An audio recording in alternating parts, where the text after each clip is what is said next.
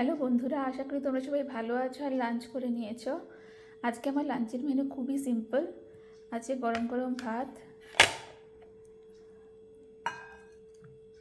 তার সঙ্গে আছে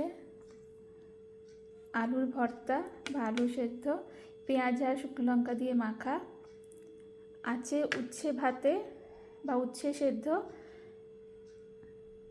যেটাকে মাখা হয়েছে সর্ষে দিয়ে,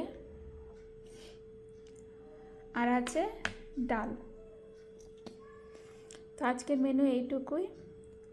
ভাত, লাল লাল আলু সেদ্ধ, সর্ষে দিয়ে উচ্ছে আর ডাল।